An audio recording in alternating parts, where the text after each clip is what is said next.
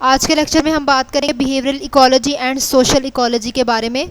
तो हम देखेंगे कि उनका बिहेवियर क्या है और उनकी जो सोशल इकोलॉजी वो क्या है, कि वो अपने ग्रुप्स में किस तरह रहते हैं और अपनी खुराक वगैरह किस तरह तलाश करते हैं, उनकी हैबिटेट क्या है। तो सबसे पहले हम बात करेंगे बिहेवियरल इकोलॉजी के बारे में। बिहेवियरल इकोलॉजी में हम चंद चीज़ों को इन्वेस्टिगेट करते हैं, कुछ एस्पेक्ट्स हैं एनिमल्स के जिसको लेके स्टडी करते हैं। सबसे पहले हम बात करते हैं ओरिएंटेशन एंड नेविगेशन की, कि how animals find their way. अब इसमें डिफरेंट चीज़ें होती हैं, जैसे कि प्लॉटिंग है, उसके अलावा कैंपस को इस्तेमाल करके ये रास्ता ढूंढते हैं कि इन्होंने कहाँ पर जाना है, कौन सा रास्ता इख्तियार करना है, कौन सा रास्ता इनके लिए जो है वो ठीक होगा। तो ये इनके ओरिएंटेशन कहलाती है और नेविगेशन कहलाती है। या फिर कि ये सूरज की रोशनी को देख के उनको पता चल जाता है कि हमने साउथ में जाना है, नॉर्थ वाली साइड पे जाना है, कौन सी जो रास्ता है वो उनके लिए बेहतर है। ठीक है, तो ये इन चीज़ों को इस्तेमाल करके अपने लिए वे ढूंढते हैं कि वो कौन सा वे है जो इनके लिए बेस्ट है। उसके अलावा हैबिटेट सिलेक्शन में हम बात करते हैं how they find a place to live, कि उन्होंने कौन सी जगह पे रहना है, वो हैबिटेट सिलेक्शन कहलाती है। फॉरएगिंग बिहेवियर में वो फूड को सिलेक्ट करते हैं कि उन्होंने कौन सी फूड जो है वो उसको खाना है। The ways in which behaviour can influence population biology, तो हम इसमें उन सब वेज को देखते हैं जिनकी वजह से हम बिहेवियरल इकोलॉजी को स्टडी कर सकते हैं कि एनिमल्स के बिहेवियर क्या है और वो किस तरह जो है इन्वायरमेंट में सर्वाइव करते हैं। तो सबसे पहले हम बात कर लेते हैं हैबिटेट सिलेक्शन की, बात कर लेते हैं। जो हमारे मेन पॉइंट्स हैं वो हैबिटेट सिलेक्शन और फॉरएगिंग बिहेवियर है। तो हैबिटेट सिलेक्शन में क्या होता है कि the animal choice of a place to live is called habitat selection, कि एनिमल्स की वो जगह जो अपने रहने के लिए चूज़ करते हैं उसे हैबिटेट सिलेक्शन कहा जाता है। अब एनिमल सिर्फ उनका जो नेस्ट है वही उनकी हैबिटेट नहीं है, सुबह से लेके शाम तक का जो जहाँ पर वो अपनी खुराक जो है वो लेते हैं, जहाँ वो सारा दिन जो है अपना टाइम गुजारते हैं, वो सारी उनकी हैबिटेट सिलेक्शन होती है। तो जहाँ पर वो रहते हैं वो सारी जगह जो उसे हैबिटेट सिलेक्शन कहा जाता है। नेस्ट से लेके जहाँ पर वो अपनी फीडिंग का काम करते हैं, जहाँ पर वो पूरा टाइम अपना स्पेंड करते हैं, वो सारी चीज़ें हैबिटेट कहलाती हैं। अब इन पे कुछ फैक्टर जो हैं वो डिपेंड करते हैं। एक तो फिजियोलॉजिकल टॉलरेंस लिमिट्स है। फिजियोलॉजिकल टॉलरेंस लिमिट में हम क्या देखते हैं कि it is determined by the evolutionary history of the species. It temperature, humidity, water, salinity and other environmental parameters. अब फिजियोलॉजिकल टॉलरेंस की बात करते हैं तो ये हमें नाम से ही ज़ाहिर हो जाता है कि हम फिजियोलॉजिकल टॉलरेंस में इन्वायरमेंटल टेम्परेचर की बात करते हैं, कि जो उनका इन्वायरमेंट है, जो उनका टेम्परेचर है वो उनके लिए सूट भी करता है या नहीं, कि वो टेम्परेचर जो है जहाँ पर वो रह रहे हैं वो उनके लिए सूटेबल है या नहीं। इन सारी चीज़ों को भी जो है इन्होंने देखना होता है और फिर अपने लिए जगह जो है वो चूज़ करते हैं कि हमने इस जगह पे रहना है। तो जितने भी इन्वायरमेंटल पैरामीटर्स हैं, वाटर है, टेम्परेचर है, ह्यूमिडिटी, वो सारी चीज़ें इनके हैबिटेट सिलेक्शन पर भी डिपेंड करती हैं कि इन्होंने ये सारी चीज़ें देखनी है कि हम इस टेम्परेचर पर रह सकते हैं या नहीं रह सकते। उसके अलावा चॉइसेस ऑफ द एनिमल की अगर बात करें तो इसमें फूड रिसोर्सेज हम बात करते हैं, नेस्ट साइट्स की बात करते हैं, लेक ऑफ प्रीडेटर्स की बात करते हैं, या पास्ट एक्सपीरियंस की बात करते हैं कि एनिमल्स जो हैं वो वहाँ पर अपने नेस्ट बनाते हैं जहाँ पर उनके प्रीडेटर जो हैं वो कम हो, या फिर जो है इनका पास्ट एक्सपीरियंस जो है वो इतना बुरा ना रह चुका हो कि इनके पास्ट एक्सपीरियंस भी उनका बेहतर हो, वहाँ पर उनको आसानी से फूड जो है वो मिल जाती हो, तो वो वहाँ पर जो है वो नेस्ट वगैरह बनाते हैं। अगर एग्जाम्पल देख लें तो woodland deer mice can not tolerate high temperature in field environment. तो एक वुडलैंड डियर माइस है तो ये हाई टेम्परेचर जो है वो बर्दाश्त नहीं कर सकती, तो इसलिए ये जो लो टेम्परेचर है ये वहाँ पर जो है वो रहती है। Therefore they live in forest rather than fields, इसलिए वो जो है फॉरेस्ट में रहना पसंद करती है एज़ कम्पेयर टू फील्ड्स। तो इसलिए हम कहते हैं फिजियोलॉजिकल लिमिट जो है वो एनिमल्स के लिए बहुत ज़्यादा इंपॉर्टेंट है। ठीक है, they prefer areas with larger trees with in the forest. ठीक है, तो जहाँ पे लार्जर ट्रीज़ हो उन एरियाज़ को ये प्रेफर करती है जहाँ पे इनको जो है फूड मिल सके। जैसे कि अकॉन्स की बात करते हैं या बीच नट्स की बात करते हैं। अकॉन जो है ये एक ओक है, एक नट की टाइप है, उसे अकॉन्स कहते हैं। और बीच नट्स की अगर बात करें तो ये जो बीच ट्रीज़ हैं उन पे जो नट्स वगैरह लगते हैं बीच नट्स कहा जाता है। तो ये सारी चीज़ें जो हैं ये इसकी हैबिटेट सिलेक्शन पर डिपेंड करती हैं। They also provide better shelter and more nest sites, it is there choices. तो ये सारी चीज़ें जो है ये चूज़ करते हैं, पहले ये सब कुछ देखते हैं, उसके बाद अपने जो है नेस्ट वगैरह बनाते हैं। अब हम बात करते हैं फ्रैगिंग बिहेवियर की। The process of locating food resources is called fragging behaviour. अब फ्रैगिंग बिहेवियर की जब हम बात करते हैं तो इन्होंने जो है फूड रिसोर्सेज की लोकेशन जो है कि ये जो प्रोसेस है फॉर लोकेटिंग फूड रिसोर्सेज उसको हम फ्रैगिंग बिहेवियर कहते हैं कि खुराक की तलाश करना, ये सारा प्रोसेस जो है ये फ्रैगिंग बिहेवियर कहलाता है। All animals must consume food to survive, तो जितने भी एनिमल्स हैं बात है उनको खुराक चाहिए होती है ज़िंदा रहने के लिए, वो बहुत ज़्यादा अपना टाइम जो है खुराक जो है उसकी तलाश में गुजार देते हैं। अब इसमें हम देखते हैं कुछ चीज़ों को देखा जाता है कि कौन से आइटम्स जो हैं वो इनकी डाइट में इंक्लूड हो सकते हैं। उसके अलावा जो फूड है वो इन्वायरमेंट में डिस्ट्रीब्यूट हुई हुई होती है, ठीक है। उसके अलावा जो है पैचेस और कम्स इन्वॉल्व होते हैं कि what path should an animal take between patches, के अब एक एनिमल है एक पैच पे उसे खुराक मिल रही है, उसके अलावा दूसरी उसकी लोकेशन है वहाँ पर अब खुराक कम हो गई है तो वो दूसरी लोकेशन तलाश करते हैं, तो उसके अंदर एक पाथ से दूसरे पाथ में जाना या एक पैच से दूसरे पैच में जाना खुराक की तलाश के लिए।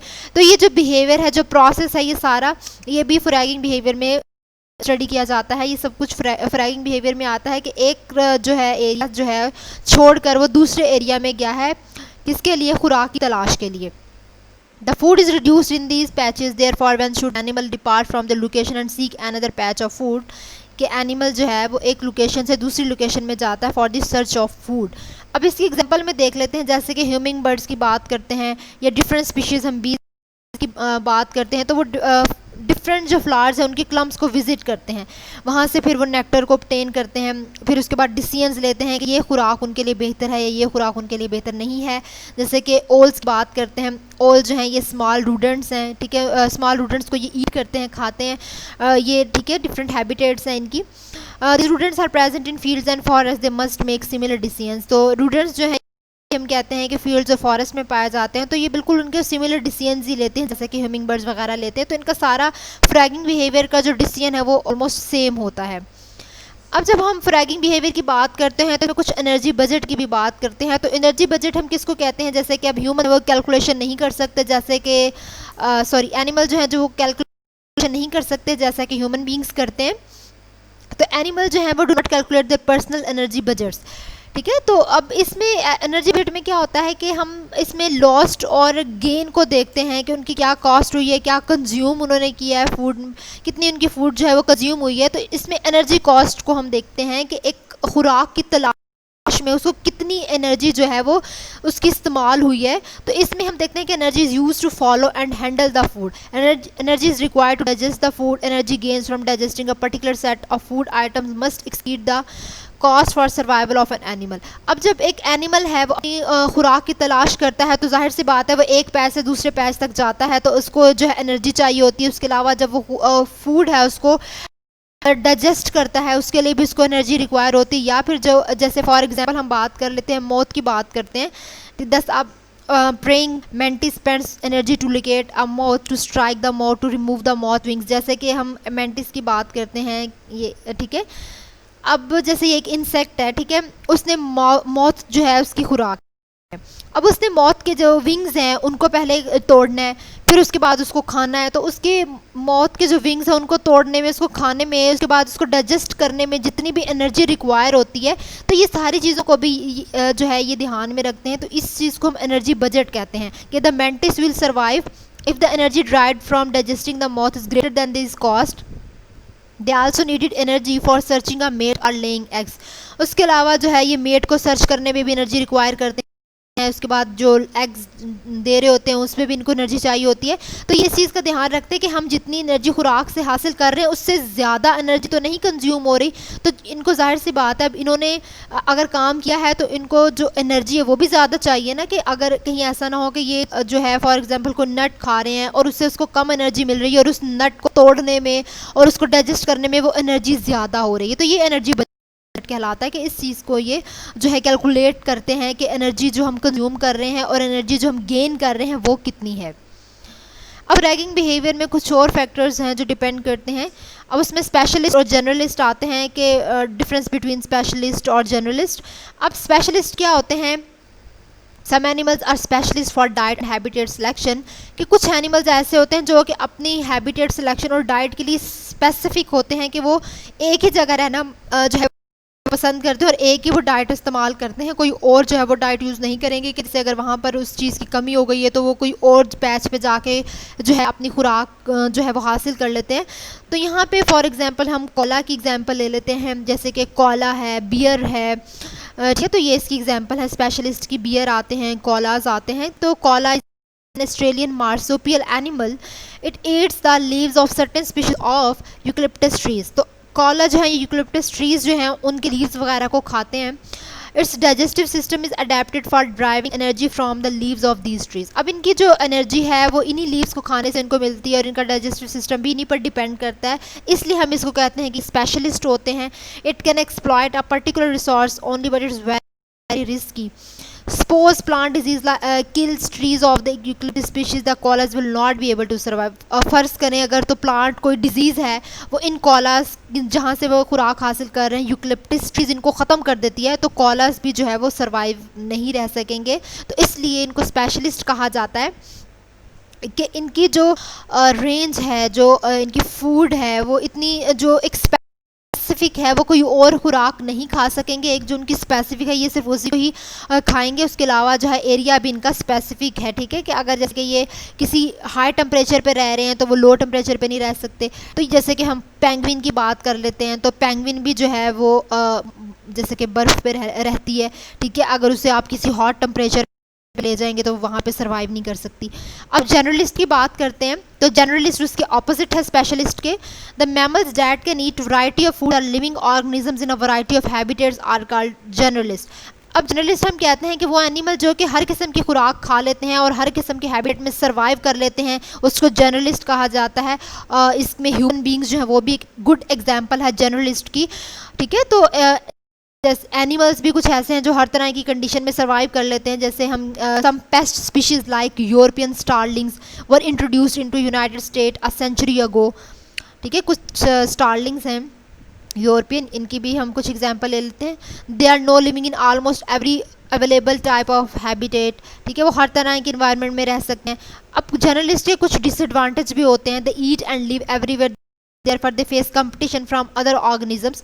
तो जाहिर सी बात है इनको कुछ डिसएडवांटेज भी हैं, अगर एडवांटेज भी हैं तो ये हर तरह की खुराक खा लेते हैं, हर तरह के इन्वायरमेंट में रह लेते हैं, तो इनको बहुत ज़्यादा कंपटीशन भी फेस करना पड़ता है, क्योंकि जाहिर सी बात है डिफरेंट स्पीशीज़ भी वहाँ पर होती हैं। तो उनके दरमियान में खुराक के लिए, फूड रिसोर्सेज के लिए, हैबिटेट के लिए कंपटीशन भी जो है वो होता है।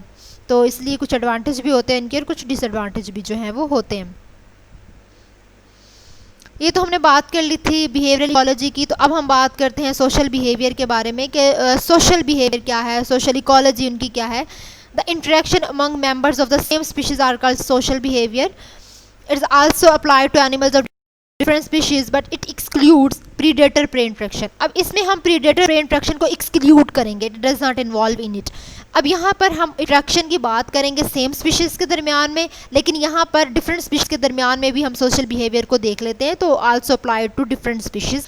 सबसे पहले हम बात करते हैं लिविंग इन ग्रुप्स के बारे में, कि कुछ एनिमल्स ऐसे हैं कि जो ग्रुप्स की फॉर्म में रहते हैं। An aggregation of animals for simple purpose like feeding, drinking और मेटिंग इज कॉल्ड ग्रुप। अब कुछ एनिमल्स ऐसे हैं कि जो फीडिंग के लिए, ड्रिंकिंग के लिए, मेटिंग के पर्पस के लिए ग्रुप में रहते हैं। जैसे कि हम ड्रोसोफिला फ्लाइज की बात कर लेते हैं। Live on a piece of a rotting fruit, ठीक है। ये एक रूटिंग फ्रूट के पीस पे रहती हैं। It's an example of an aggregation. A stable group of individuals of the same species that maintain a cooperative social relationship is called animal society. अब यहाँ पे कुछ ट्रू सोसाइटीज़ भी होती हैं। ट्रू सोसाइटीज़ क्या होती हैं कि members of same species. True society में डिफरेंट स्पीशीज़ इन्वॉल्व नहीं होती, सेम स्पीशीज़ इन्वॉल्व होती हैं, ठीक है। अब यहाँ पे एक सेम स्पीशीज़ का एक ग्रुप है, ठीक है। अब वो अपनी सोशल रिलेशनशिप्स जो हैं उनको भी मेनटेन रखते हैं, तो इसको हम एनिमल सोसाइटी कहते हैं। This association typically extend beyond the level of mating and taking care of young. अब जाहिर सी बात, अब ग्रुप है सेम स्पीशीज़ का, तो उनमें मेटिंग का लेवल जो है वो उस पर भी वो डिपेंड करते हैं, मेटिंग का लेवल जो है। उसके अलावा टेक केयर वो करते हैं यंग की, तो उनमें जो है उनको हेल्प भी मिलती है। Social behaviour has evolved independently in many species of animals, ठीक है। तो सोशल बिहेवियर है जो है हम कहते हैं कि independently many species of animals, different species हैं अगर एनिमल्स की, तो उस पर भी सोशल बिहेवियर जो है वो डिपेंड करता है। अब जैसे ये सोशल बिहेवियर की एक डायग्राम, एक पिक है, पिक्टोरियल व्यू है, डायग्राम तो नहीं है, एक पिक्टोरियल व्यू है। तो ये जैसे एक हनी बीज है, ये भी ग्रुप की फॉर्म में रह रही हैं। उसके अलावा जैसे ये एलिफेंट्स है, ये भी एक ग्रुप में रह रहे हैं। तो ये एक सोशल बिहेवियर है कि ये ग्रुप्स की फॉर्म में रहते हैं। जब ये ग्रुप की फॉर्म में रहते हैं तो इनमें इनके दरमियान में कंपटीशन भी होता है।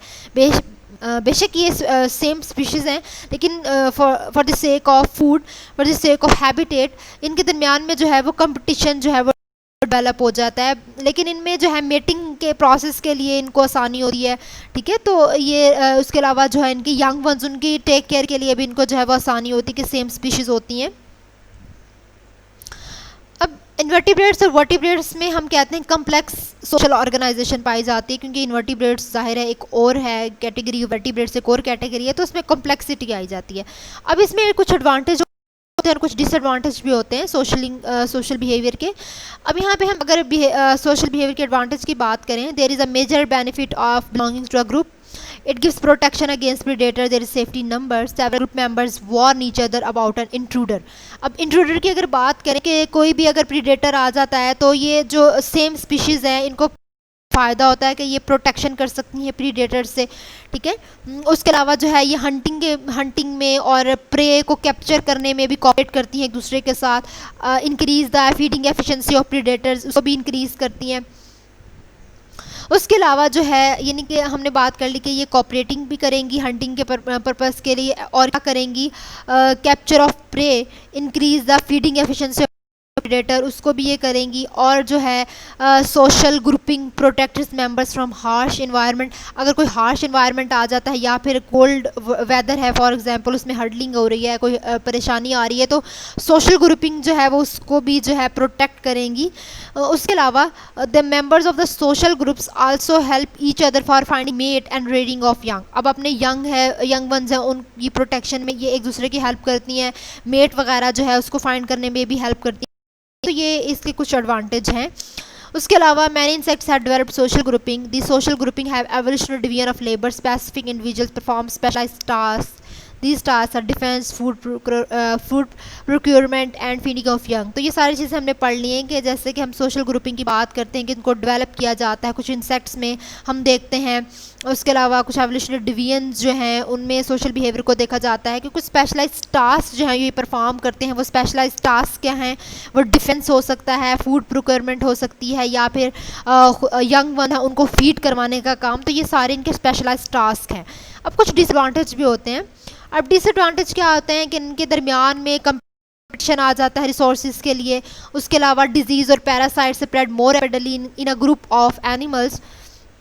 अब जैसे कि डिजीज़ और पैरासाइट्स की बात करें तो जैसे कि एक ग्रुप में कोई रह रहे हैं एनिमल्स, तो अगर एक को डिजीज़ हुई है तो बहुत जल्दी दूसरे में वो चली जाती है। जैसे कि हम बात जैसे कि कोविड की बात कर लेते हैं, कोविड-19, तो ये भी एक में हुई है तो दूसरे में काज हो जाती है। तो ग्रुप में जब आप रह रहे होते हैं तो ये चीज़ जो है वो जल्दी स्प्रेड हो जाती है, जल्दी जो है एक से दूसरे में पास हो जाती है। तो ये एक डिसएडवांटेज है। उसके अलावा the interfere each other for reproduction and rearing of young. The value of group depends on the species and behaviour involve. उसके अलावा जो है ये रिप्रोडक्शन और यंग वंस की हम कहते हैं कि ज़ाहिर सी बात है एक स्पेशलाइज्ड टास्क था कि वो फीडिंग ऑफ यंग जो है उसमें हेल्प करती है। तो उसके अलावा इसमें भी कुछ डिसएडवांटेज होती है कि the value of group depends on the species and behaviours involve. और ज़ाहिर सी बात है अब सेम स्पीशीज़ हैं, अब एक को जो है केयर ज़्यादा नहीं मिल रही, दूसरे को ज़्यादा मिल रही है, तो ये भी जो है इनके दरमियान में इनके बिहेवियर में जो है वो काफ़ी जो है प्रॉब्लम्स आ सकती हैं। तो कुछ कहीं फ़ायदे हैं तो कहीं इन चीज़ों के नुकसान भी होते हैं। अब हम बात कर लेते हैं एग्नोस्टिक बिहेवियर। एग्नोस्टिक बिहेवियर में हम एग्रेसिव की बात करते हैं, एग्रेशन की बात करते हैं, एग्रेसिव बिहेवियर की बात करते हैं। The behaviour in which one animal is aggressive or attack another animal, the other by returning the aggression or submitting is called agnostic behavior।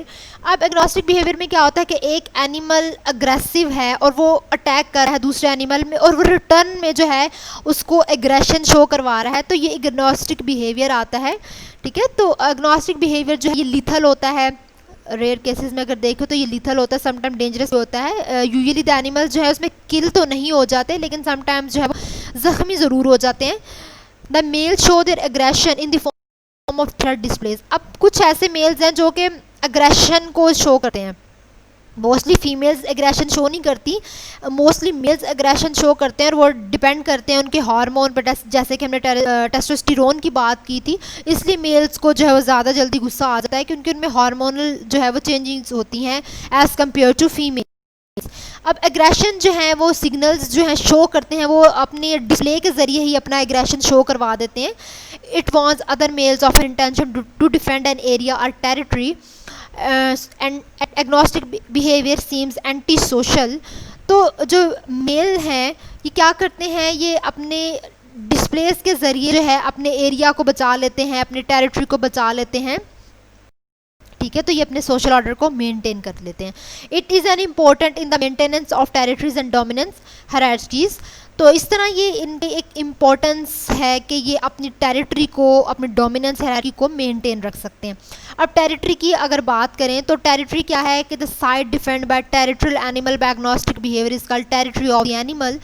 अब वो साइट, वो जगह जिसको एग्नोस्टिक बिहेवियर की वजह से एक एनिमल ने अपने गुस्से से, अपने अग्रेशन से उस टेरिटरी जो है जहाँ पे वो एनिमल रह रहा होता है उसको टेरिटरी कहते हैं, ठीक है। उस जगह को जहाँ पे वो रह रहा है उस जगह को टेरिटरी कहा जाता है। तो उस एरिया को जिसको एनिमल ने एग्नोस्टिक बिहेवियर के ज़रिए डिफेंड किया है वो टेरिटरी कहलाती है। They excluded the competing individuals from this side. Many male birds and mammals occupy a breeding territory. A male actively defends its area against each other males. अब क्या होता है कि यहाँ पर competing individual जो है वो exclude कर दिए जाते हैं, competing individuals नहीं पाए जाते। Many male birds and mammals occupy a breeding territory। तो कुछ मेल बर्ड्स और मैमल जो है ब्रीडिंग टेरिटरी जो है उसे ऑक्यूपाई करते हैं, बनाते हैं। उसके अलावा जो है मेल एक्टिविटी क्या होती है कि मेल जो है वो अपनी जो इन एरियाज़ है उनको डिफेंड करते हैं बाकी मेल से, ठीक है। उसके अलावा जो है ये फीमेल को अट्रैक्ट करते हैं मेटिंग के प्रोसेस के लिए, कॉर्टशिप भी कहते हैं मेटिंग को, ठीक है, विदाउट एनी इंटरफेरेंस। उसके अलावा जो है कुछ some territories contain food supply, some territories provide shelter, it protects the animal from predators and unfavorable climate। कुछ एनिमल जो हैं वो जाहिर सी बात है, अब एक उनकी टेरिटरी है तो डिफरेंट प्रीडेटर हों या अनफेवरेबल क्लाइमेट्स हों तो उनसे भी उनको बचाना होता है और जो है फूड सप्लाई का काम भी करना होता है। तो टेरिटरी उनके लिए एक शेल्टर का काम करती है। तो ये एक एग्नोस्टिक बिहेवियर की एक पिक्टोरियल व्यू है कि ये जैसे कि हम बात करें ये दोनों आपस में फाइटिंग कर रहे हैं, तो इस तरह भी जो है ये अपने टेरिटरी की हिफाजत करती हैं कि फाइटिंग करती हैं एक दूसरे के साथ, ठीक है। या फिर जो है फीमेल जो है वो कुछ डिस्प्ले शो करते हैं, उनकी बॉडी पे कुछ डिस्प्ले शो हो जाते हैं, कुछ कलर्स जो है वो शो होते हैं, या फिर डिस्प्ले कुछ ऐसे मुंह वगैरह बनाना, कुछ इस तरह के डिस्प्ले शो करते हैं। तो जैसे लाइन की बात करते हैं तो वो किस तरह जो है वो धाड़ते हैं, तो कुछ डिस्प्लेस की वजह से भी वो अपनी जो टेरिटरी है उसको जो है बचा लेते हैं। अब बात कर लेते हैं हम डोमिनेंस हायरार्कीज़ की। The organisation of a group of animal in such a way that some members of the group have greater access to resources like food or mates and other is called dominance हायरार्कीज़।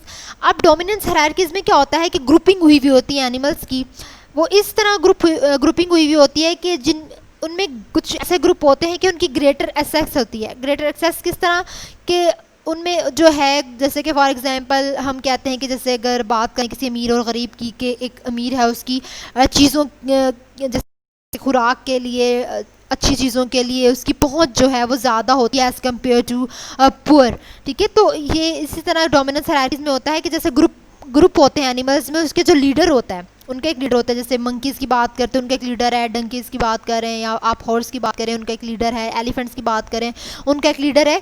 तो उस leader की जो पहुंच है वो ज़्यादा होती है मेटिंग के प्रोसेस के लिए भी, खुराक के लिए भी। तो ये डोमिनेंस हायरार्कीज़ कहलाते हैं कि कुछ ग्रुप्स की जो है वो ज़्यादा एक्सेस होती है फूड रिसोर्सेज के लिए, मेटिंग के लिए।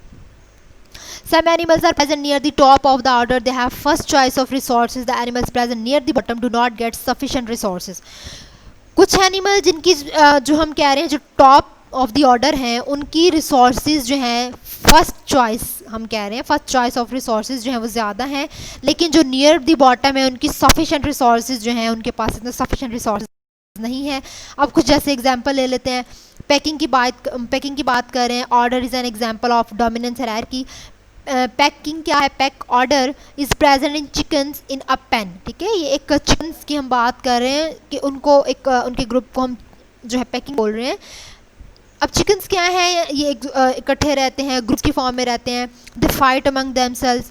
ठीक है, finally a linear hierarchy of dominance is formed. Higher rank chickens are first to eat. जो हायर रैंक चिकन्स है वो फर्स्ट टू ईट। ठीक है, उनको जल्दी चीज़ें मिल जाती हैं, लेकिन जो लोअर रैंक्ड है चिकन, उनको जो है प्रॉब्लम होती है। Peaceful coexistence is possible after the setting of the hierarchy. Sometimes the bird tries to move up in the order, therefore occasionally fights occur. Sometimes ऐसा होता है कि कुछ जैसे कि अगर बर्ड्स की बात कर लेते हैं तो वो जगह ही चेंज कर लेते हैं या मूव हो जाते हैं, वहाँ से एस्केप कर जाते हैं, क्योंकि वहाँ पे जाहिर सी बात है अगर वो ग्रुपिंग में रह रहे हैं एक दूसरे के साथ, उनकी फ़ाइट भी हो रही है कि एक को अच्छी चीज़ मिल रही है दूसरे को नहीं मिल रही, तो इनके दरमियान में जो है अमूमन जो है फ़ाइट जो है वो देखने को मिलती है। ठीक है, उसके अलावा जो है वर्टिब्रेट ग्रुप्स में भी ये देखने को मिली है। The most common dominance hierarchy is present in the form of linear relationships. Linear relationship की फॉर्म में भी होती है। समटाइम्स द ट्रायंगुलर रिलेशनशिप में भी फॉर्म्ड।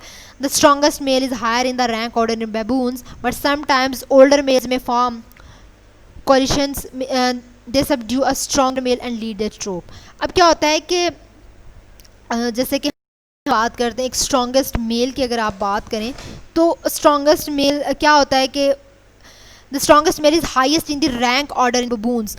जैसे कि एक स्ट्रॉन्गेस्ट मैन है, अगर baboons की बात करें तो जैसे हम baboons बात कर लें, मंकीज़ की अगर हम बात कर लें तो उनमें जो है ज़्यादा जल्दी पहुंच होती है कि वो जैसे कि अगर फूड की बात करें हैं तो वो बबून्स को इस्तेमाल करते हैं, तो वो जो है जल्दी से अपनी खुराक वगैरह तलाश कर लेते हैं। हमने जो है लास्ट लेक्चर लिया था तो उसमें हमने जो है इसको देखा था, बबून्स को एक जो है कि वो अपने दिमाग का इस्तेमाल करते हैं और फिर जो है आसानी से चीज़ें ले लेते हैं। तो पीरियड्स में जो है कुछ लीनियर रिलेशनशिप्स भी होते हैं तो कुछ जो है ट्रायंगुलर रिलेशनशिप्स भी होते हैं।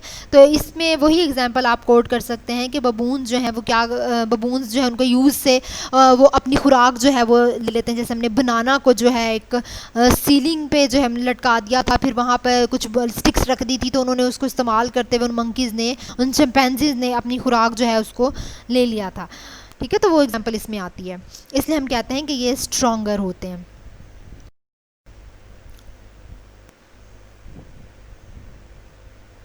उसके अलावा हमने बात कर ली थी कि समटाइम्स ओल्डर मेल्स में फॉर्म कोलिशंस के, कुछ ओल्डर मेल जो होते हैं जैसे कि हम कोलिशंस कह रहे होते हैं कि 2 या 2 से ज़्यादा ग्रुप्स होते हैं, उसको हम कोलिशंस बोलते हैं।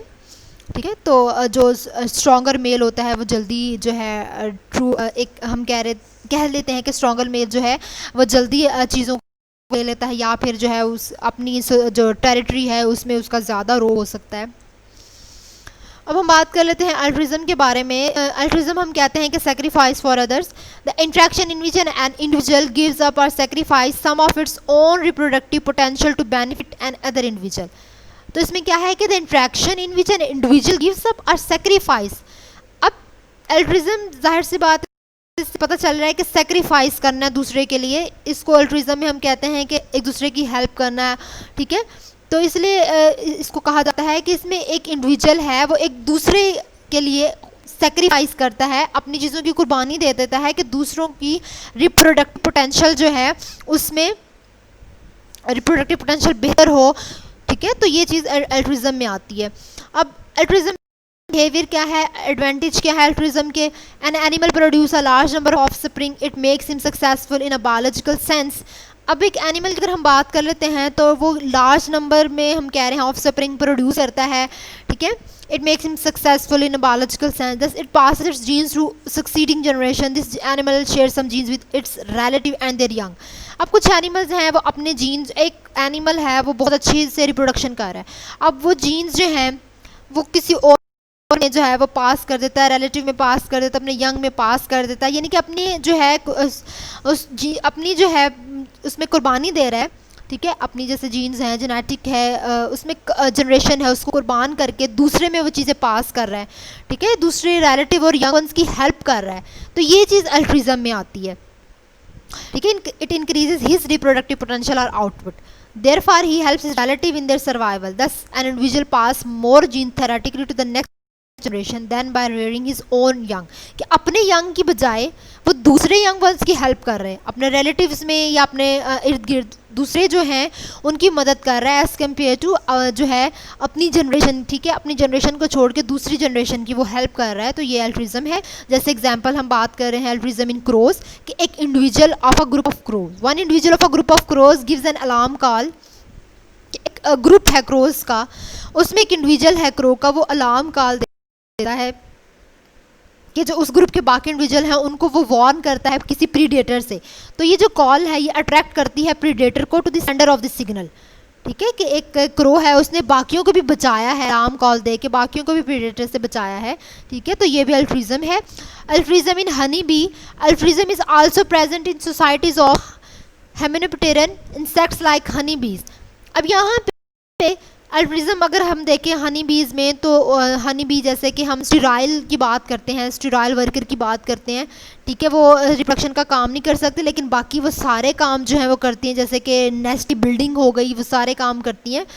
अब जैसे मेल ड्रोन्स जो हैं वो अप्लाइड हैं, the female workers and queen are diploid, ठीक है, डेवलप जेनेटिक एसिमेट्री। तो ये जो डिप्लॉयड वर्कर्स हैं ये अपने सारे जीन्स अपनी जो है बाकी सिस्टर जो है उनको शेयर करती हैं। अब कुछ फीमेल हनी बीज जो हैं वो क्या होती हैं कि फीमेल हनी बीज जो है वो रिप्रोडक्शन का काम नहीं कर सकती, बाकी उसकी रिलेटिव फीमेल्स हैं वो अपने जीन्स उनको ट्रांसफ़र करती है, अपने जीन्स उनको देती हैं ताकि वो जो है रिप्रोडक्शन का काम कर सकें, नेक्स्ट जनरेशन बना सकें, ठीक है। तो इस तरह जो है जैसे कि एक जनरेशन से दूसरी जनरेशन बन रही, दूसरी से तीसरी जनरेशन बन रही है, तो वो सारा जो है वो इसमें अल्ट्रिज्म में आ रहा होता है, ठीक है। The workers helps their mother to produce more sisters, thus the worker pass more genes to the next generation by their mother. तो एक जैसे वर्कर है, ठीक है, अपनी मदर की हेल्प करती है वो ताकि दूसरी सिस्टर्स जो है वो प्रोड्यूस कर सके, फिर वो नेक्स्ट जनरेशन को प्रोड्यूस करने में हेल्प करती है। तो वो सारा इसमें हनी बीज की एग्जांपल में आती है कि कुछ ऐसी भी हैं कि जो इस तरह अपनी जैसे मदर की हेल्प करती हैं, और कुछ ऐसी हैं फीमेल जो कि रिप्रोडक्शन का काम नहीं करती तो वो उनके रिप्रोडक्शन में हेल्प करती हैं। Some of the sisters become reproductive queens, तो कुछ ऐसी भी हैं जो रिप्रोडक्टिव क्वींस भी हैं। अब किन सिलेक्शन क्या है? किन सिलेक्शन हम कह रहे हैं विलियम हैमिल्टन जो है उसने प्रपोज किया था किन सिलेक्शन के आइडियाज़ को 1936 में। विलियम हैमिल्टन की बात कर रहे हैं, ठीक है, 1936 में जो है William Hamilton propose the idea of kin selection. It explains that selection act on related animals. इसने क्या कहा था? किन सिलेक्शन हम कह रहे हैं कि रिलेटिव, किन मीन्स के रिलेटेड एनिमल्स जो हैं, रिलेटेड एनिमल्स जो हैं उनके दरमियान में इसने इसको एक्सप्लेन किया था। The selection of related animals can affect the fitness of an individual as genes that a particular individual carries passes to the next generation through a related animal. Therefore the fitness of an individual is based on the genes it passes on. It is also based on those common genes that is relatively passed on. अब इसमें क्या होता है कि किन selection में कि एक जीन है वो अपनी फिटनेस को सेक्रीफाइस करती है for the sake of next generation, कि ठीक है, जैसे कि हमने अल्ट्रिज्म की बात की, सेम वही चीज़ है कि किन सिलेक्शन में क्या होता है कि वो अपनी फ़िटनेस को के नज़रअंदाज करती है और दूसरी जो है अपने रिलेटिव को जो है वो सारी चीज़ें पास कर देती है, अपनी जीन्स पास कर देती है ताकि उनमें जो है वो बेहतर आ सके। Therefore altruism is genetically based tendency, it is passed on by the individual carrying it or by a relative who also carries it, but an individual of group must identify its relative for kin selection to work. It is done by small group of primates and social insects. अब इसी example में primates आते हैं, social insects वगैरह आते हैं। तो किन सिलेक्शन में हमने क्या देखा है कि किन सिलेक्शन में क्या होता है कि वो अपनी जो फिटनेस है उसको जो है वो नहीं देखती, लेकिन जो बाकी हैं उनमें वो जीन्स वगैरह जो है वो जो है वो दे देती है, अपने रिलेटिव जो है उनको पास कर देती है। तो ये एक एवोल्यूशनरी स्ट्रेटजी होती है कि रिप्रोडक्टिव सक्सेस के लिए अपने रिलेटिव जो हैं, अपने रिलेटिव ऑर्गेनिज्म जो हैं उनकी रिप्रोडक्टिव सक्सेस को ये फेवर करती है, ठीक है। तो हम जो किन सिलेक्शन है, kin altruism can look like altruistic behaviour, तो ये जो किन सिलेक्शन है ये बिल्कुल अल्ट्रिस्टिक बिहेवियर की तरह जो है हमें नज़र आता है। जैसे कि अगर इसकी बात करें प्राइमेट्स की अगर बात करें तो एप्स आती हैं, जैसे स्क्विरल्स आती हैं, ये सब जो है ये किन सिलेक्शन में आती हैं। तो आज के लेक्चर में हमने जो है बिहेवियरल इकोलॉजी और सोशल बिहेवियर, सोशल इकोलॉजी जो है इसमें डिटेल में देख लिया। इसमें आप अपनी मर्ज़ी से भी कुछ एग्जांपल्स को कोड कर सकते हैं, ठीक है, जो यहाँ पर है। इनके अलावा भी आप कुछ एग्जांपल्स अपने आसपास जो है उनको कोड कर सकते हैं। तो हमारा ये चैप्टर जो है आज कंप्लीट